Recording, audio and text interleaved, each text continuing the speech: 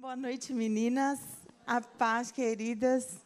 É um privilégio estar aqui. Eu estava falando com a pastora, como é gostoso entrar aqui. Eu estive aqui em maio de 2018, nessa igreja, junto com o pastor Anderson. E como a gente vê a honra do Senhor, né? A glória da segunda casa é sempre maior do que a primeira. A igreja está linda e tudo para a honra e glória do nome do Senhor. Amém? É gostoso ouvir que Deus testifica no nosso coração de uma maneira única, através do Espírito Santo. É gostoso ver como Ele faz na gente, de maneiras diferentes, mas ao mesmo tempo. Cadê a Amanda? Fui curada através de sua música.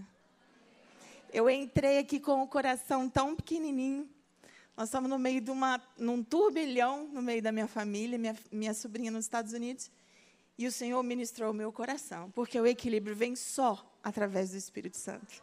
Que o Senhor continue te usando, amém?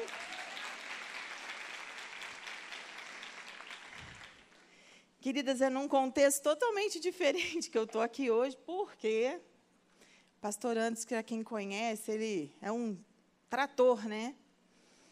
E eu estive com ele aqui para falar de equilíbrio em maio. E eu vim, tecnicamente falando, para falar como médica, eu tinha que convencer pastor que pastor precisava se cuidar também, que também era gente, que também adoecia e que precisava prevenir. É difícil colocar isso na cabeça de pastor. Mas, graças a Deus, olha o testemunho da pastora Ellen, um testemunho lindo. A pastora já me contou outros. Enfim, tem horas que nós temos que considerar o nosso lado humano e nos cuidar mesmo. Mas aí, a pastora, em maio, já tinha me convidado, a pastora Ellen, para vir. E ficou aquela coisa assim, tá bom, depois a gente se fala. E aí, tem alguns meses, ela me ligou de novo. Falei, não, amém, vamos lá. E aí, quanto mais se aproximava, tinha que falar de equilíbrio. E pensa em 2018, o ano mais desequilibrado da minha vida. Um ano em que o Senhor, já eu vou contar um pouquinho da minha história, mas é um ano que o Senhor fez uma coisa que eu não esperava, e eu estou chegando aqui no mês de novembro, vocês estão me vendo hoje, vocês me vissem há 2 semanas atrás, eu não andava. Né? Minhas pernas, eu tenho uma insuficiência venosa, enfim, minhas pernas muito grandes, não estou me cuidando fisicamente, porque não sobra tempo, né? E aí a gente acaba sofrendo as consequências. Então, é um ano de desequilíbrio. Eu falei, eu vou lá falar com essas mulheres de desequilíbrio. De equilíbrio, Senhor, como? E eu orava e falava, Senhor, como? Eu fui procurar no dicionário. O que é equilíbrio? Condição ou posição estável de um corpo, sem oscilações ou desvios. Eu falei, meu pai, não tem como eu falar. Igualdade quantitativa. Tem nada a ver com o Congresso. Estado ou condição de que se mantém constante e inalterado, estabilidade. Eu falei, já era. Aí começou a mudar, propósito, proporção, distribuição harmoniosa, harmonia, autocontrole. Estragou de novo. Hoje, agora, o cansaço, falei, Senhor, eu não tenho palavras. Vou falar o quê? Que você tem que fazer atividade física, ir no terapeuta e tomar remedinho? E eu? Que exemplo, né? Mas o Senhor é bom. Ele é bom e Ele trabalha com a gente de várias maneiras. E como o Senhor fez eu enxergar o equilíbrio? Equilíbrio no meio das dificuldades que a gente enfrenta, porque a gente vai enfrentar dificuldades o tempo inteiro na nossa vida. Mulher, então, eu não sei vocês, mas eu estou em quádrupla jornada, né? Eu sou esposa, tenho 2 filhos numa idade ótima. Uma de 10 e um de 12. Né? Eles são, nada dificulta, nada muda nessa fase, né? Eu sou profissional e sou líder de jovens na igreja. Então, a jornada é quádrupla. E ainda tem esse ministério que me foi imposto, 2018, por livre e espontânea pressão, o Senhor me lançou nisso, então acaba sendo quíntupla e aí as coisas vão caminhando. Mas o que o Senhor me fez enxergar, buscando como que eu ia falar de equilíbrio aqui? A minha graça te basta. O Espírito Santo é quem dá o equilíbrio. Você, quando mistura o amarelo com o vermelho, Dependendo da proporção do amarelo, do vermelho que você colocar, o laranja vai ser mais forte ou mais fraco. Mas não deixa de ser bacana o laranja, não deixa de ser bonito o laranja. Se for o amarelo com azul, vai dar verde. Às vezes o verde é clarinho, clarinho, quase sem força, mais ou menos assim. Às vezes é um verde bonito, que nem a blusa da irmã ali, que chega a saltar nossos olhos. Isso é equilíbrio, se a gente souber caminhar com o Espírito. Dentro das paletas de cores do Senhor, a gente saber como sair e como entrar em cada situação. Amém? E eu quero compartilhar com as irmãs uma palavra para que a gente possa andar um pouquinho. Quanto tempo eu tenho, irmã? Vocês me avisam, tá? Que está no livro de Efésios, capítulo 3.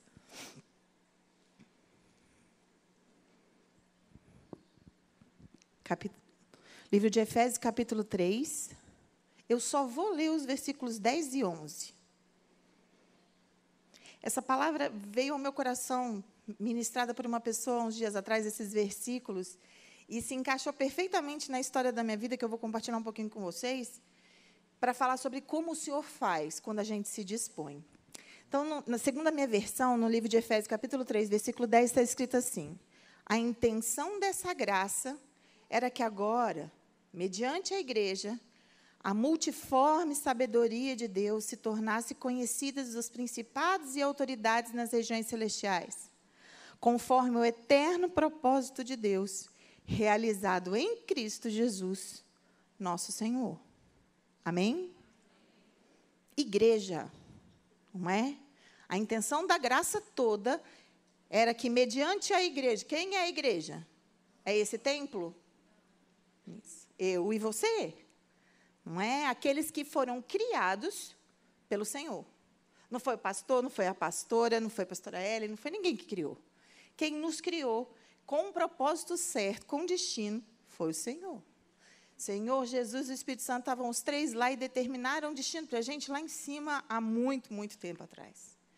A igreja são os que foram chamados para fora, de fora. Isso é essa igreja. Nós somos chamados para falar sobre alguma coisa. Ser removido de um lugar para outro. Ser removido de onde? Sair de onde e ir para onde?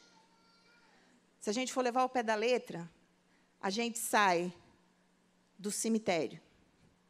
Aonde eu estava antes de ser cristã? Onde eu estava antes de conhecer Jesus? Não estava morta? Então, o lugar de morto é no cemitério, não é? Então, nós saímos da morte, simbolicamente, nós saímos do cemitério mortas, e nós ressuscitamos quando conhecemos Cristo. Nós nascemos de novo. A gente até acha que a gente estava vivo, porque a gente era meio que nem zumbi. A gente faz xixi, a gente anda, a gente fala, a gente conversa, a gente estuda, a gente escova dente, namora, casa. Mas sem a presença de Jesus, nós estamos mortos, não é? E trabalhando, gastando tempo, energia, nós continuávamos daquele jeito, mortos. Até que a gente consegue entender que o grande problema da nossa vida, no decorrer da jornada em que a gente não conhece Cristo, não é falta de namorado, não é falta de sexo, não é falta de um bom trabalho, não é falta de reconhecimento, não é falta de nada. É a falta de uma coisa que a gente tem, mas que a gente não tem poder para mudar. Que é o que a gente ganhou desde Gênesis 3. Desde a queda, nós nascemos com o coração caído. Nós nascemos com o coração feio. Nós nascemos com um coração sujeito ao mal. Nós nascemos com um coração que não é digno do Senhor. Um coração que é doido por porcaria. Um coração que ama idolatrar pessoas, que ama idolatrar moda, que ama idolatrar linhas de pensamento, que ama idolatrar político. Um coração que está sujeito a tudo. Nosso coração, podrinho, podrinho, caído. Né? E desde que nascemos, a gente fica agoniado, agonizando, vazio. Não é? Por mais que a gente se ache, aconteça, nós estamos vazios. Nós estamos todos em busca de alguma coisa que a gente não sabe definir.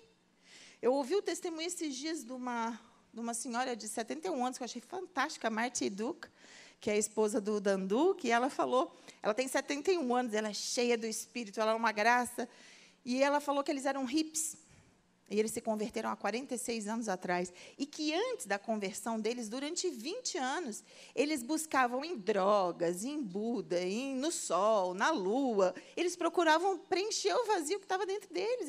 Ela falou, eu procurava me preencher, eu queria Deus, mas eu não sabia que chamava Deus. Então, eu buscava alguma coisa que preenchesse aquele vazio, que ela só encontrou quando ela teve um encontro verdadeiro com Jesus Cristo. E, desde então, ela fala, estou cheia do Espírito. E é assim que nós ficamos quando nós encontramos Jesus. Mas, até isso, é um vazio que não tem fim. Por mais plena que pareça a nossa vida, sem Jesus, ela não tem sentido, né? E nós não temos como resolver o problema do coração caído. Alguém sabe a solução? Nós, humanamente falando, na nossa ótica, na nossa visão humana pequena, limitada, nós temos como curar um coração caído. Às vezes, a gente até ajuda um coração sofrido, a gente, às vezes, até ajuda um coração que está chorando, ou um coração que está enlutado, mas um coração caído, nós não temos a solução para isso. A gente pode tomar remédio, fazer 30 anos de terapia. Cadê a irmã psicóloga que era? Tá aí. 30 anos de terapia, psicólogo nenhum vai resolver. Não vai nos dar, tirar o coração, não vai resolver. Pode escalar montanhas, fazer meditação no Himalaia, vamos fazer congresso. Se Jesus, se o Espírito Santo não estiver presente, o problema vai continuar não resolvido. Nosso coração vai continuar atendendo a tudo isso. A podre, queda, caído, fedidinho. Só quem resolve isso é Jesus Cristo, o Criador, o autor do próprio coração. Se não for Ele, não tem outro jeito. Não é assim? E lá no Éden, junto com tudo isso, quando o homem caiu, naquele mesmo lugar já houve uma promessa de que esse coração poderia ser substituído. Não é? Lá atrás, no jardim, a gente tinha ido lá, acabado de ir comer a fruta errada. A gente tinha acabado de perseguir a árvore errada. Ali mesmo, naquele momento, o Senhor já nos entrega, né, nós recebemos do Senhor a promessa de uma semente. O pai da mentira, com a sua crise de identidade, porque quem criou crise de identidade, gente, foi Satanás. Porque antes era tudo perfeito. Era Senhor, Pai, Filho, Espírito Santo, os anjos adorando. De repente, um insurrente, né? Um cara que acha que poderia ser Deus, mas será que ele não sabia quem ele era? Ele estava vendo os anjos, as asas, o Senhor não tem asa. Ele olhou para Deus e falou, eu quero ser igual, mas ele só quer ser igual a alguém quando ele não sabe quem ele é. Então, ele teve uma crise de identidade. Ele originou a crise de identidade. E aí, ele passa de anjo de luz a serpente. De anjo de luz a um bicho que rasteja, que não consegue ter mão, ter pé para nada. Olha só o poder que ele tem. Nenhum. Além dele criar um problema social, filosófico para o mundo inteiro, né, porque ele trouxe com ele, quando ele caiu, o poder real dele, que é o de mentir. Quando ele traz o poder na mentira, aqui, ele tem o objetivo de fazer discípulo. Então, o que ele vai fazer? Ele vai tentar convencer as pessoas que a mentira dele é verdade. E quando a gente acredita nas mentiras de Satanás, nós começamos a ter crise de identidade também. Porque aí a gente começa a questionar uma porção de coisas que são valores que são absolutos, que vêm desde que o Senhor criou o mundo.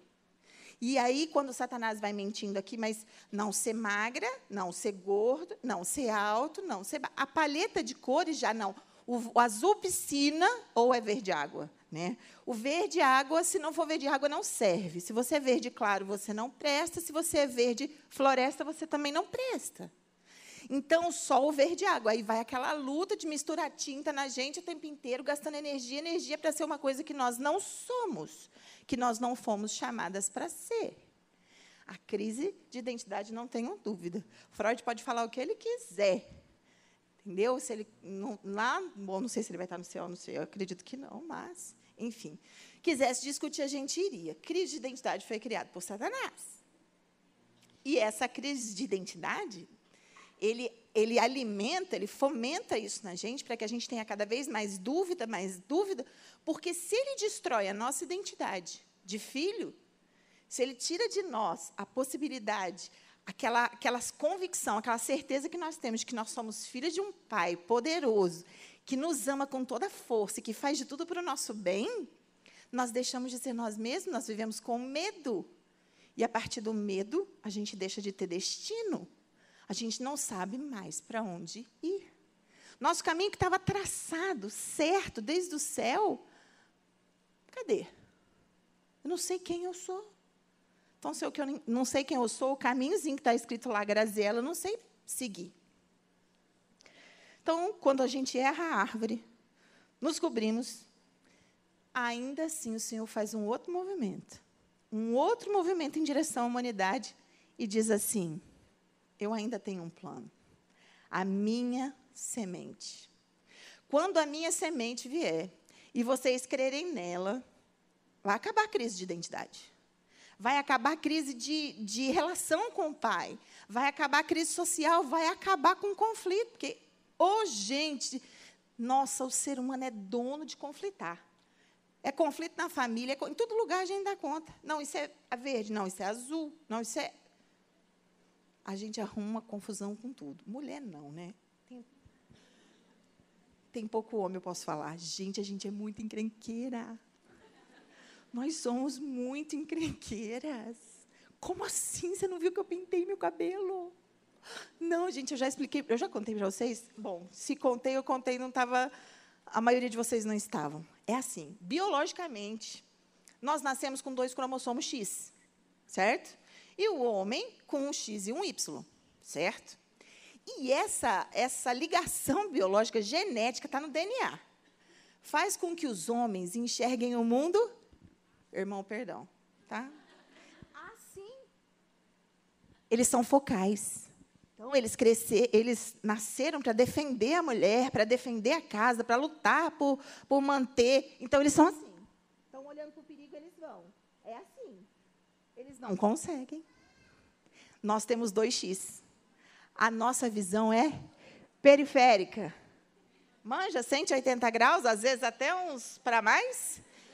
A irmã está ali na porta, eu já sei, sapato novo, nunca veio aqui. E eu estou aqui conversando um assunto sério com a outra, já saquei o ambiente, já vi que... Nós temos essa visão. E a gente quer adequar a visão do homem que enxerga assim, a nossa amplitude de dimensão. Não vai dar certo. Vai dar o quê? Conflito. Prato cheio para quem? Ele rebola, e ele samba, e ele faz tudo.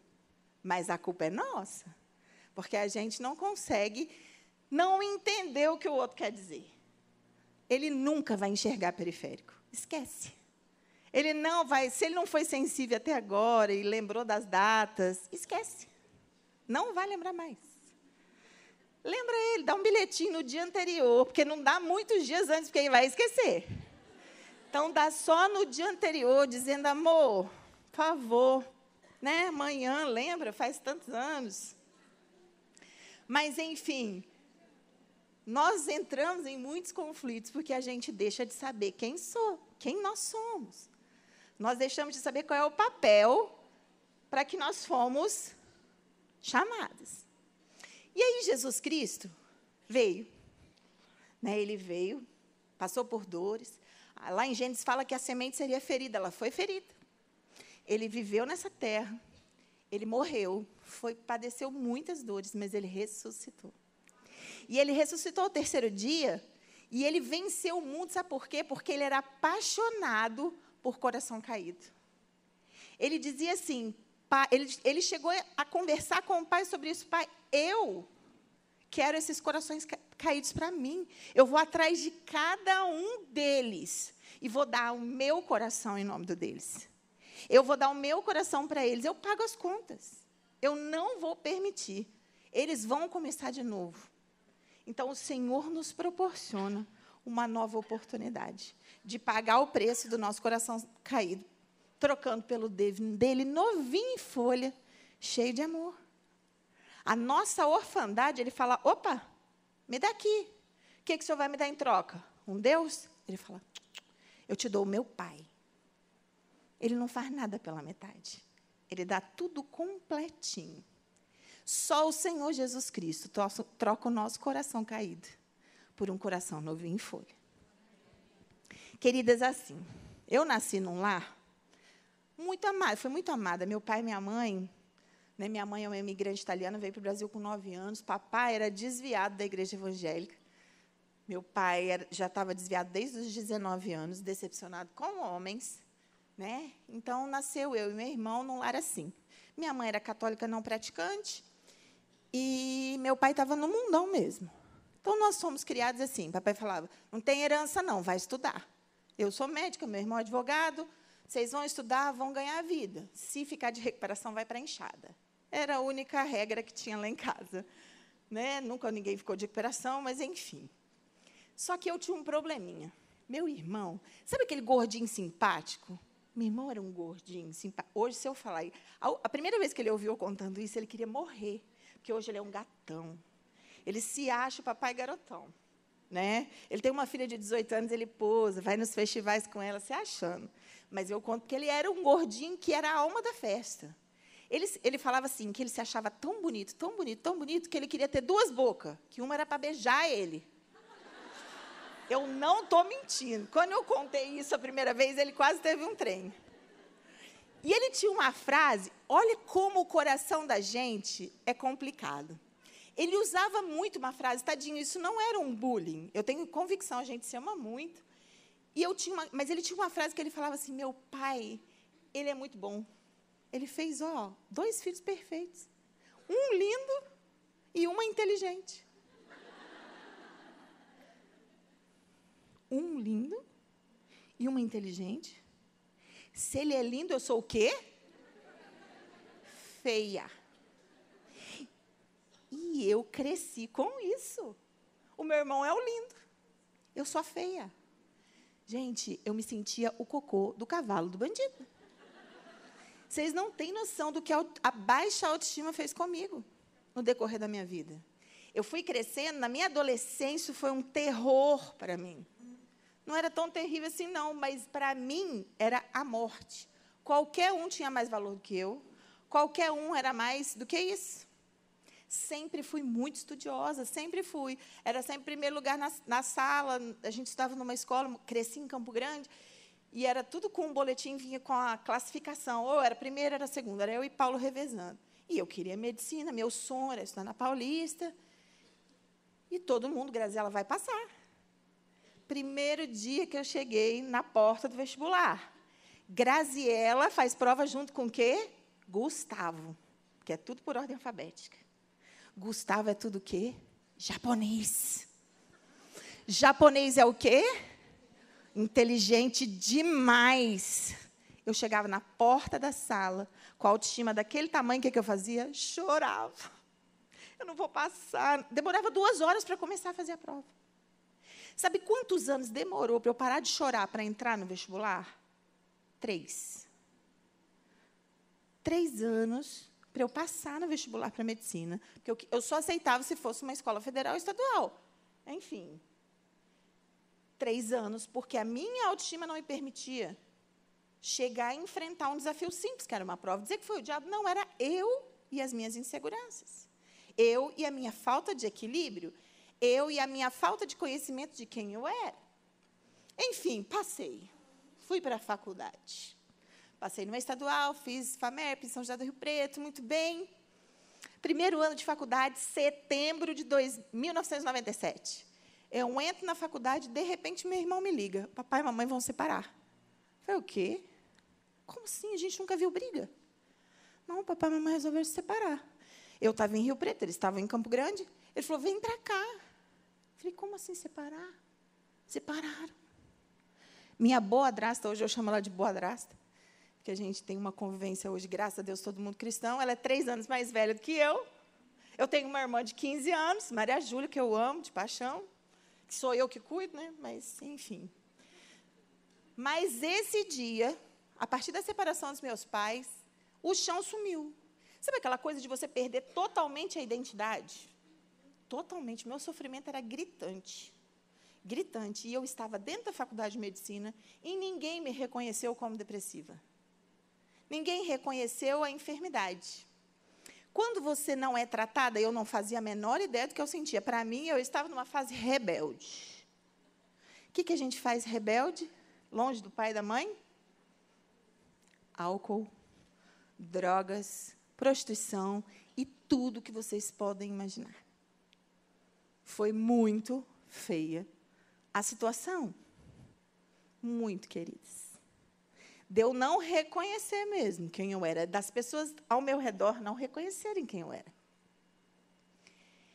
Até que chegou em setembro de 2002, faltava 2 meses para a minha formatura, uma coisa que eu não deixava de fazer era estudar. Lógico que eu acho que o meu desempenho teria sido muito, muito, muito melhor. Até então, eu queria cirurgia vascular, né?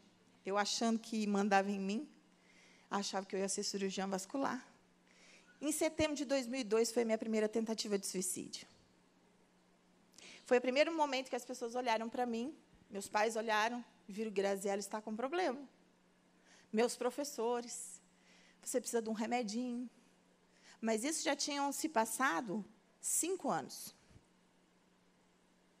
Na droga, na prostituição, no álcool, enfim. Foi a primeira tentativa de suicídio. E aí, fui para casa, tive que dar um tempo lá, recuperei e voltei. Terminei a faculdade. E, nisso que eu terminei a faculdade, não dava, eu não tinha condições de prestar residência naquele ano. A prova não tinha condições, e meu pai era muito amigo de um senhor que morava em Santa Fé do Sul, era vice-prefeito lá na cidade onde eu moro hoje. Ele falou, Graziela, vem trabalhar 1 ano aqui, fica um tempinho aqui, você fica no PSF, depois você vai estudando, você vai ter tempo para estudar, e você vai decidir o que você quer. Eu até estava tomando os remedinhos, mas eu engambelei tanto as pessoas com relação à terapia, só hoje que eu faço direito, né?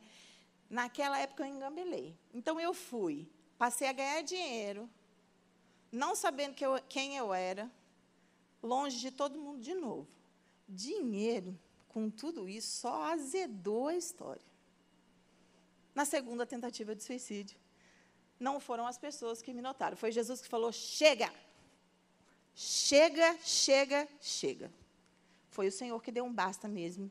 Eu acabei numa igreja e aceitei Jesus naquele dia. Eu descobri que existia alguém que cuidava de mim. Porque, até então, a ideia que eu tinha de Deus era muito vaga. Eu não fazia nem ideia de que era um Deus que poderia me ouvir, e Ele realmente me ouviu. Naquele dia, naquela ponte, o Senhor me levou para aquela igreja. E eu conheci Jesus. Eu fui para a videira. Mas eu totalmente, é assim, entrou na igreja, ainda mais naquela igreja, tira todos os brincos, os anéis, tira a calça, pelo amor de Deus, com o vestido. Mulher não pode, tira maquiagem, batom, não pinta a unha de vermelho. Não pinta, é pecado. Cuidado, irmã, não corta o cabelo. Foi para essas igrejas que eu fui. Foram os 2 piores anos da minha vida. Os 2 primeiros anos depois que eu me converti, de que eu falo que eu não me converti, né? Eu encontrei Jesus. Eu encontrei Jesus em 2003, mas eu só me converti em 2005. Os 2 piores anos eu fui massacrada. Essa mediquinha, isso não quer Jesus de jeito nenhum. Eu era julgada dentro da igreja. E eu fazia de tudo para agradar as pessoas. Eu já não usava mais droga, eu já não bebia mais, tudo que mandava fazer, eu fazia, mas eu não era suficiente ainda. Eu não conseguia ser suficiente para as pessoas, e eu buscava agradar pessoas o tempo todo. E aí o Senhor usou uma pessoa. Quem estava aqui em maio conheceu o meu marido. É uma figura de outro planeta. Eu falo que ele é meu Shrek. Mas é um presente que o Senhor me deu, porque naquele momento, quando eu estava muito triste, porque teve um momento que eu falei assim, é melhor eu voltar para o mundo. Depois de 2 anos, eu falei, é melhor, porque eu não estou aguentando viver angustiada desse jeito. E eu fiz um trato com o Senhor, eu me lembro que, naquela época, eles me ensinavam que a gente não podia, ainda hoje, isso é uma coisa que eu carrego e eu levo mesmo. Tem orações que a gente não fala alto. Tem orações que a gente fala em silêncio com o Pai, que é melhor, né? E essa oração eu fiz em silêncio. Eu especifiquei para o Senhor como eu queria que o homem que Ele queria que eu me casasse, que eu me relacionasse a partir daí, chegasse em mim e na minha casa. E o Senhor usou meu marido do jeitinho que eu pedi. Do jeitinho que eu pedi, do jeitinho certo, do jeito doido dele de ser, mas do jeito que eu tinha explicado. Eu falo muito para a Raquel, eu falei, explica direito para Deus, põe tudo. Mas foi a partir do amor do Robertson mesmo, que o Senhor começou a restaurar muitas coisas em mim. Muitas coisas, principalmente da minha autoestima, da minha identidade, e a gente começou a buscar o Senhor juntos. Vieram os nossos 2 filhos, o Daniel e a Raquel. Veio o Dani primeiro. Quando começou a Raquel, o Senhor, para mim, Graziela, você vai sair para fazer psiquiatria. Eu falei, Senhor, eu estou casada com 2 filhos em Santa Fé do Sul, como é que eu vou fazer residência agora? Você vai. E eu fui. Meu marido foi um grande apoiador, foi muito difícil. Foram 3 anos muito difíceis, até porque eu nunca me imaginei psiquiatra na vida. Eu confesso a vocês que eu matei aula durante a faculdade de psiquiatria, porque eu não gostava. Mas o Senhor me queria lá, talvez pela empatia da dor. Briguei muito com Deus, porque falava, minha profissão não é meu ministério, brigava com Deus. Estou tendo que ficar quietinha agora, porque não posso falar nada. E, a partir daí, a psiquiatria veio. Nós estávamos, quando a gente se casou, eu fui para a igreja dele, que era uma igreja bem parecida com essa, era uma igreja batista renovada, muito gostosa. E a gente começou, né? Eu, muito prestativa, meu marido também, muito amor, uma igreja muito gostosa. E a gente começou a trabalhar, mandava fazer isso, a gente fazia, mandava fazer aquilo, a gente fazia. A gente trabalhava o tempo todo, sorrindo. O pastor viu que tudo que pedia, a gente fazia. E fazia com amor, era tudo, era o coração, era o dinheiro, era o suor, era a oração, tudo a gente fazia. Só que chegou um momento que eu comecei a me sentir vazia ainda. Falei, Senhor, eu estou fazendo tudo para o Senhor. Eu estou aqui, mas minha vida era torta, eu endireitei, eu estou fazendo tudo para o Senhor. Sabe o que ele me disse? Você está fazendo para mim, querida, e não comigo. Quem te disse que eu te pedi para fazer tudo ao mesmo tempo?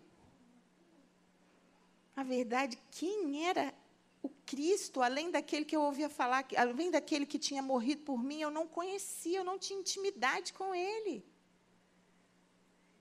E, no meio disso tudo, a gente entrou, foi parecido assim, né? Mas houve um escândalo mesmo na igreja, a igreja se desfez. E todo mundo teve que sair, todos saíram, a igreja não existe mais. E a gente foi para uma outra igreja, fomos parar numa igreja batista tradicional. Nunca imaginei que eu faria isso na minha vida. Mas, enfim, é bênção.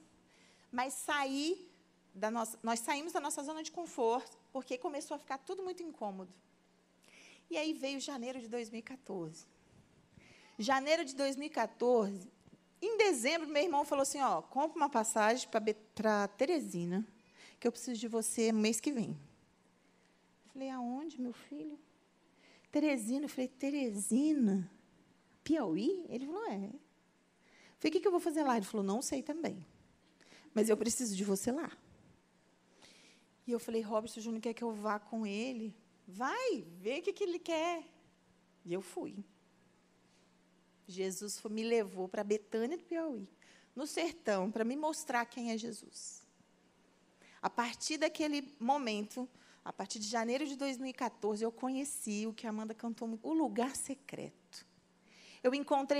Eu aprendi a entrar no meu quartinho e falar, Senhor, miserável homem que sou. Eu aprendi a entrar naquele lugar e perguntar as coisas a Ele e entender que eu precisava esperar a resposta antes de sair agindo. Eu aprendi o que é ter intimidade com Ele. E aí, logo que eu cheguei, o pastor veio e falou assim, Grazi, Ministério de Jovens, o pastor de Jovens tinha saído, ele falou assim, está todo mundo ferido, é melhor que seja você. Está todo mundo ferido, manda um psicólogo, um psiquiatra, né? E esses meninos são bênçãos na minha vida, eu aprendo muito com eles. A gente tem trocado muito, tem sido uma convivência muito bacana, 4 anos já nessa história. Mas eu aprendi, depois do secreto, depois da intimidade, depois de conhecer quem é Jesus de verdade, entender que eu me pareço com Ele, que eu sou imagem e semelhança dEle, eu já aprendi como eu precisava me comportar, eu precisava entender, precisava estar sensível à voz do Pai. Algumas coisas que eu nunca tive dentro da igreja, eu comecei a aprender. Aí eu passei a ser e a viver a igreja. Eu passei a ter experiências que eu nunca manifestar e experimentar a multiforme sabedoria do Pai. Mas não porque eu estava na igreja, mas porque eu estava com Jesus em secreto. Porque eu me relacionava com o meu Pai, com o meu Criador, de uma maneira extremamente especial. Até hoje, eu e Jesus temos isso de combinar. Fazer psiquiatria, às vezes, não é fácil. Primeiro que vocês sabem que é um tabu no meio de crente, não é? A gente falou sobre isso em maio. Depressão, coisa do diabo. Esquizofrenia, diabo purinho, irmã. Eu falei aqui em maio, eu acredito que toda vez que a gente adoece, seja de uma gripe, seja com câncer, seja com uma doença mental, o inimigo se aproveita para lançar. É dardo em cima de dardo. Porque ele vai se aproveitar do momento que a gente está mais frágil. Está mais delicado mesmo. Mas não é toda doença psiquiátrica que é demônio. Aliás, a maioria são doenças clínicas mesmo. Só que eu e o Espírito Santo, a gente nós temos um combinado. Tem horas que entra uma mulher sorridente na porta, meus pelos, o Senhor já me avisa que é para eu ficar esperta, que algumas coisas podem acontecer. Já aconteceram vários, um dia eu conto para vocês. Mas já aconteceram várias coisas em que o Senhor me mostrou que realmente eu estava ali, não era para ser técnica, agora era cristã. Porque eu costumo dizer que eu já fui médica cristã, eu já fui psiquiatra cristã, e hoje eu sou convictamente uma cristã que, por acaso, é psiquiatra. Então, isso ficou muito claro em mim, e, a partir daí, eu parei de brigar com o Senhor por causa da minha profissão. Falei, quer usar como ministério? Senhor, usa. A partir daí, mas teve que ir para o secreto. E aí é legal que lá no secreto o Senhor faz uma cirurgia na gente. Sabe o que Ele faz? Ele tira, abre o peito, dói, porque tem experiências com o Senhor que são maravilhosas, mas não vem dizer que não doeu antes, que doeu. Dói, e dói, e dói. Então, eu falo que é cirúrgico. Ele abre o peito, tira aquele coração velho e põe dele lá dentro. A hora que ele põe dele lá dentro, começa uma nova história. Não é? Um novo coração, tudo muito bonitinho. Aí é maravilhoso. Ele me dá destino, né? Como é que é? Uma capa e um pouco de vinho. Ele me deu um são, cajado e pão. Não é assim? Pois um anel. Eu sou muito boa para cantar. Mas, enfim, ele me deu novas sandálias. E, ide. A gente sabe que não é o coração que carrega as emoções e os pensamentos. Racionalmente, a gente sabe que não é. Mas é esse novo coração que bombeia esse sangue cheio do Espírito Santo, que chega até o meu cérebro, esse sangue vivo, rico que o Senhor tem, ele chega até o meu cérebro, irriga tudo, e a partir daí eu tenho uma nova mente. Eu sofro uma metanoia, uma mudança de pensamento. Romanos 12, 1 e 2. A renovação da nossa mente acontece, porque o Senhor bombeia, e o Espírito Santo passeia. E quanto mais Ele passeia dentro da gente, mais a gente vai tendo convicções das coisas do céu. E assim o Senhor vai transformando com tudo.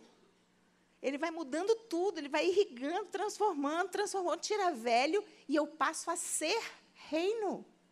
Eu passo a ser manifestação do reino onde quer que eu esteja. Experimentando a boa, perfeita e agradável vontade do Senhor. Não é assim que acaba o versículo 2 de Romanos 12? A gente, sabendo quem nós somos, na presença do Pai, não tem jeito, já não era sobre mim. Não era o que eu queria, não era o que era importante para mim, não era aquilo que era mais confortável, o que me agradava mais, era sobre o reino de Deus. A partir daí, mudou o modo de eu ser mãe. Meus filhos, eles sabem dizer exatamente. A minha filha fala que quando eu virei crente. Ela fala que quando eu virei crente foi no sertão. Ela fala, tudo é diferente, porque toda hora tem que orar, porque tudo é com calma, porque tudo não pode decidir antes de orar. Hoje eles já estão mais acostumados com isso, mas você muda o jeito de ser esposa. Você muda o jeito de ser filha, você muda o jeito de ser ovelha, você muda o jeito de liderar. Com o Espírito Santo bombeando dentro da gente, com um novo coração, não tem jeito. E aí nós passamos a ser o reino estabelecido aqui. E aí o Senhor foi. O sertão continua fazendo parte da minha veia, né? Pelo menos 2 a 3 vezes ao ano eu estou lá. Os missionários, eu sou uma extensão deles. Quando eu não estou lá, eles estão tudo na minha casa, aqui. Eu sou o lugar que onde eles precisam de alívio, a hora que eles precisam de alguma coisa, a hora que eles precisam descansar. É para a minha casa que eles vão, e eu gosto de fazer isso. Essa é uma paixão que o Senhor colocou dentro do meu coração.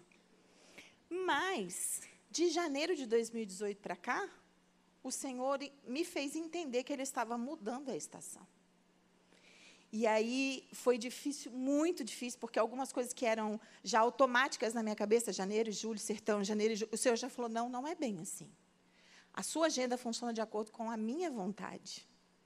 E aí, Maicon é um amigo que eu fiz no sertão, Maicon Barroco, hoje ele está no sertão de Alagoas, ele me apresentou ao Anderson, e começou essas histórias do imersão. A gente já teve 3 imersões. Esse ano, eu estou indo para Brasília ainda, esse ano, mais uma vez. Vocês orem por mim, irmãs, porque esse vai ser assim, eu vou ter que tirar força, o senhor não tem. E o imersão é sempre muito intenso, mas o imersão que mais me marcou foi Goiânia, porque nos outros, eu trabalho muito, eu atendo muita gente. Aqui foram poucas pessoas que eu atendi, mas tudo foi muito intenso. A batalha espiritual, naqueles dias aqui, foram muito intensas. Demorou um bocado de tempo para me recuperar, porque tive que ir muito para o quartinho, mas o Senhor, olha que linda a obra que o Senhor fez, né? Hoje a gente podendo estar junto aqui. Então, eu estou aguardando para 2019 a direção do arqueiro. Eu sou flecha. Para onde ele apontar, eu vou. Mas o que eu quero que vocês entendam é que nessa trajetória, eu estou falando para vocês dos últimos 14 anos da minha vida, quantas mudanças aconteceram eu conhecendo Jesus. E essa sede só se saciou em 2014, porque o meu coração foi trocado. Como é que está seu coração hoje, querida? Porque, às vezes, a gente se acostuma a vir à igreja, a sentar no banco, a receber a palavra. Às vezes, a gente se acostuma a ouvir louvores e cantar junto com quem está ali, né, dando todo o sangue no secreto para poder entoar canções na unção.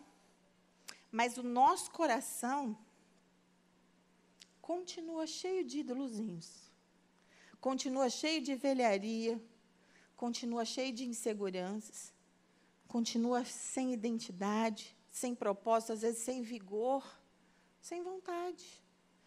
O reino de Deus é vem, Pai, vem, não é mais eu vou. Se o seu coração, querida, não mudar hoje, a multiforme sabedoria de Deus não exalar em você, não extravasar aquilo que o reino é porque o seu coração ainda não está de acordo com o que o Senhor quer.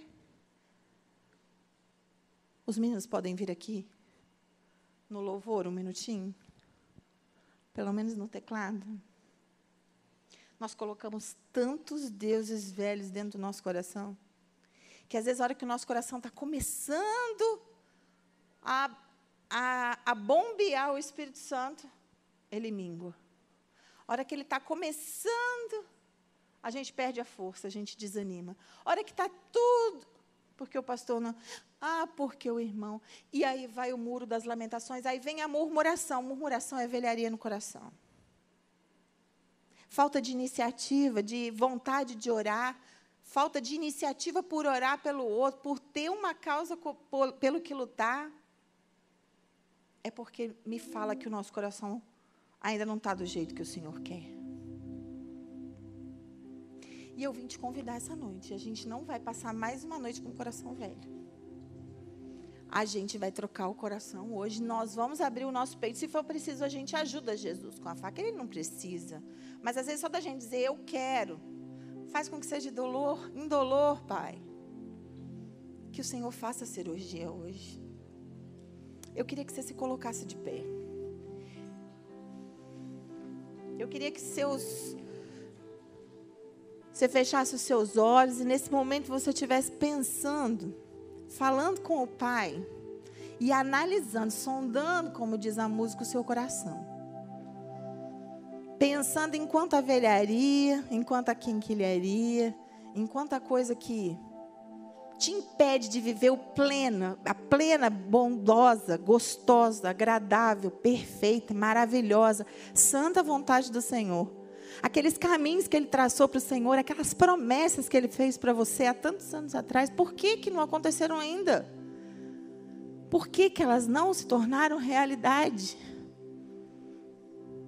Por quê? Som do seu coração.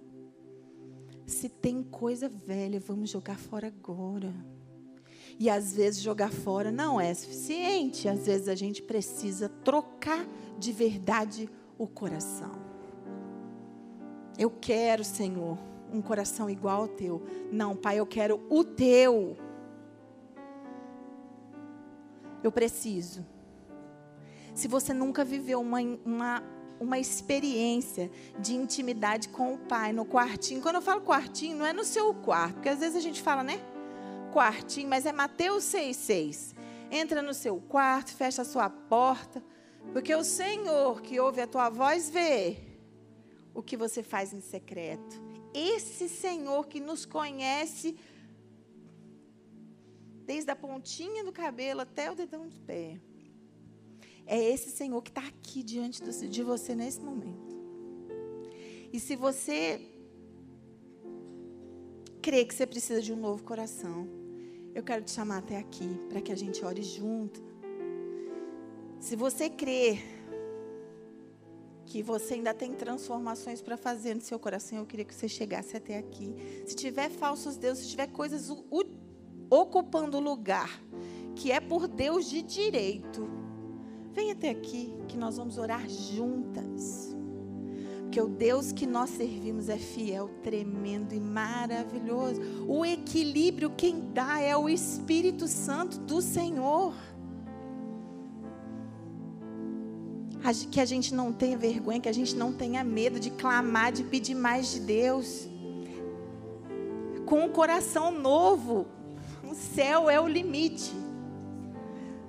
Palavras de sabedoria vão ser liberadas da boca de vocês. Curas vão ser ministradas a partir da unção vinda sobre vocês. Aonde vocês tocarem vão prosperar. Tudo que vocês falarem, o Senhor vai honrar. Desde que vocês tenham se submetido à cirurgia do Senhor para troca de coração. Não tenham apego a nada que está aí dentro, que é de carne e osso, que é feito de metal, não interessa qual é o Deus que tem ocupado o lugar do Senhor no seu coração, não interessa, abra a mão dele agora, fala, Senhor, isso não me pertence, porque não tem jeito da gente tirar uma pessoa de Sodoma, se nós não tirarmos Sodoma de dentro dela. Então não adianta eu falar, Senhor, me coloca um novo coração, aí ele coloca e eu coloco os ídolos lá dentro de novo, não dá. Eu preciso dar tempo para que esse coração bombeie o Espírito Santo, para que a minha mente seja renovada e tudo aquilo que eu quero venha do Pai. Tudo que eu quero na minha vida seja agradar, a minha vida seja uma vida de adoração. A minha vida reflita a adoração. Coloquem para fora, queridas, tem coisas que eu não sei, mas só o Senhor sabe, é vocês e Ele. Então coloquem para fora, eu vou orar, mas façam a sua oração. Deem nomes aos deuses do coração de vocês e coloquem para fora. Espírito Santo de Deus, Paizinho querido, neste momento, Senhor, nós estamos aqui como o teu povo, o povo que se chama pelo teu nome, Senhor. O povo, Senhor, que quer estar contigo, Paizinho, com muita força, com muita intimidade, Senhor, vivendo aquilo que o Senhor tem de mais pleno. Há pessoas aqui hoje, Senhor, que abrem o peito. E se não abrirem, Senhor, nós permitimos que o Senhor abra, papai, para que tire esse coração cheio de velharia, Senhor. Esse coração cheio de coisas que nos impedem de nos aproximar de Ti, Senhor. E coloca o Teu coração, papai, em nome do Senhor Jesus. Que haja vida a partir de hoje, Senhor. Que haja propósito, destino e direção vinda do Teu trono, Pai. A partir dessa noite, Pai. Nós rejeitamos, Senhor, todo pensamento que não provier do Senhor. Que a nossa mente seja totalmente renovada, Pai, pelo poder que há no Teu nome, pelo poder do Teu Espírito Santo, Pai. E essa renovação traga o Teu reino sendo manifestado nessa terra, através das nossas vidas, de cada vida aqui, Paizinho. Em nome de Jesus, nós rejeitamos as nossas vontades e queremos dizer que nós pertencemos a Ti. Faz de nós segundo o Teu querer, segundo o Teu coração e segundo a Tua vontade, Pai. Faça aquilo que Te aprouver. Nós somos Tuas, Paizinho. Recebe-nos, Senhor. Troca, Senhor, toca e nos acompanha durante todo o resto da nossa vida, papai. Nos dá destino de verdade. Põe sandálias nos pés dessas mulheres, Senhor. Unge-as, Senhor, com as porções dobradas do Teu Espírito. E que elas não temam, porque isso vem com preço, papai. Que elas não temam o preço a pagar, porque vale a pena. Todo o preço pago para andar contigo vale a pena, papai. Em nome do Senhor Jesus, nós Te agradecemos, Senhor, nós Te agradecemos. Louvado seja o Seu nome, Pai. Glorificado e exaltado seja o Seu nome, Senhor. Obrigada, Senhor, pela Tua presença. Obrigada, Senhor. Rei.